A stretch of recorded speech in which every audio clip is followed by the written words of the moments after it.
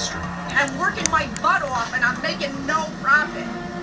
Angered by corporate corruption and greed run rampant, at a time when many Americans are struggling, on September 17, 2011, people from all around the country descended upon Zuccotti Park in New York City, declaring they would not leave until the politicians took notice. This is not stopping anytime soon. Take a shower and they can get a job if they went to college. Is capitalism bad? While much of the mainstream media mocked and dismissed the Occupy Wall Street movement as a left-wing hippie gathering with no clear message, Oh, God. I decided to live alongside the occupiers.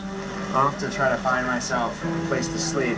And see for myself what would inspire Americans from all around the country to drop everything to live in a park in Lower Manhattan. You'll see there are almost no operating businesses down here. On both sides. Yeah, and we're hit hard, hit real hard. With entire communities decimated by the financial crisis and record levels of unemployment, for some, Occupy Wall Street was their only hope.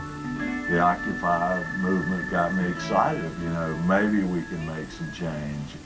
All persons must leave the park. If you refuse, you will be subject to arrest. From showdowns with the NYPD, Who here is ready to defend our park? to intense moments of chaos and violence on the streets, we were there every step of the way. This is our time! Occupy!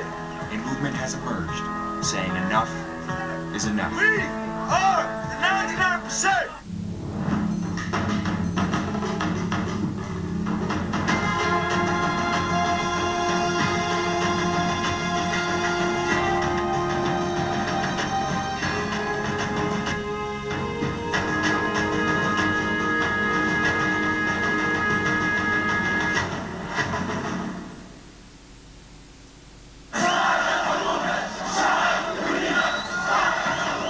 In December of 2010, a frustrated out-of-work fruit seller in Tunisia set himself on fire in a desperate act of civil disobedience against an oppressive government.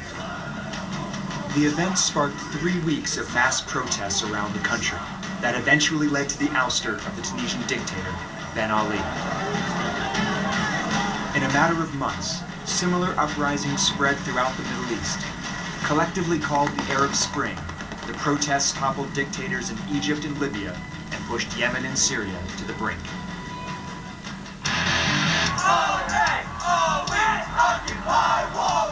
And then, in July of 2011, claiming inspiration from the youth-fueled movement that had occupied Tahrir Square in Egypt, a small Canadian anti-consumerist design magazine called Adbusters sent an email to its readers calling for an Arab Spring-style occupation of Wall Street in New York City. Their demand, a presidential commission to separate money from politics. Adbusters promoted the event with a poster of a ballerina standing atop the iconic Wall Street Bulletin.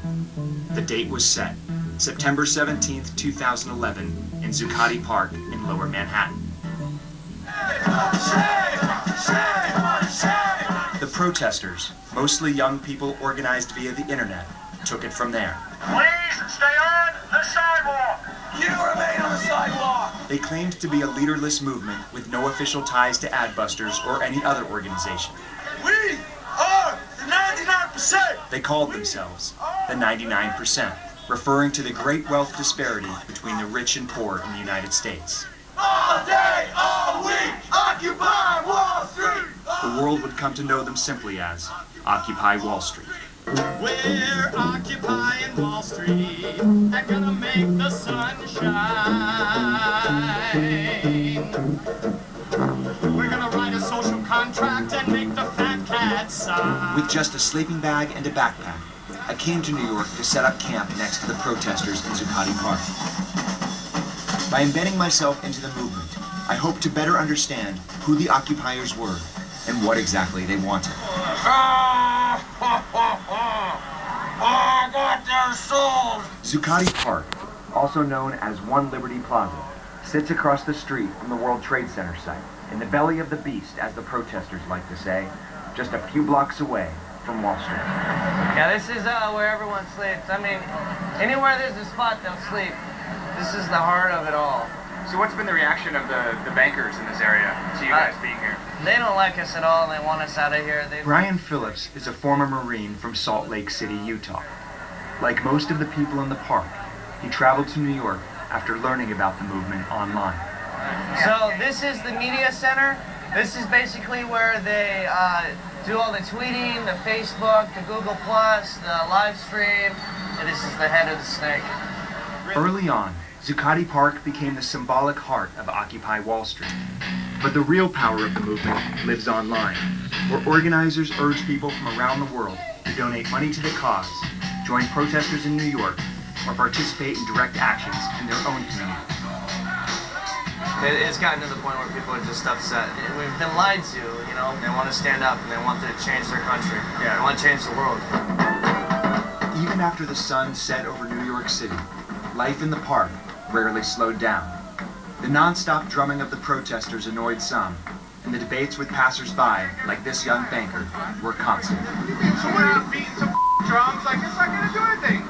All these people go get skilled up, go work.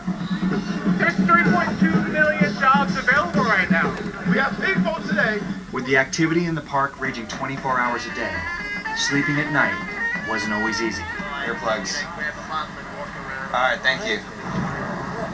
So this is where you guys sleep? This is where we sleep. Well, thanks for saving me a spot. Me personally, just as a security precaution, like I always tie my pack off to my mat. My first night in the park, I found a spot to sleep next to a couple from Iowa. They came to Zuccotti Park to express their anger over America's banking and foreclosure crisis. What is taking place is quite frankly criminal by any measure or standard, and yet the only person that's going to jail is Bernie Madoff. If you don't stand up and speak, then it's gonna stay like this. Nothing will change.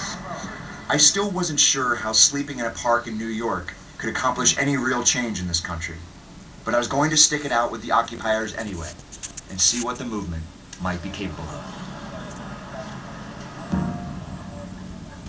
Coming up, So when does a protest become grotesque? the mainstream media paints an unflattering portrait of the Occupy Wall Street movement. Take a shower, and they can get a job if they went to college.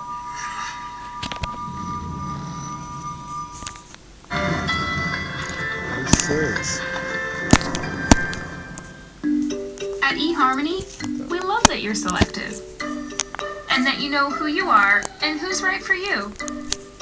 That's why we'd never dream of bombarding you with hundreds of random profiles.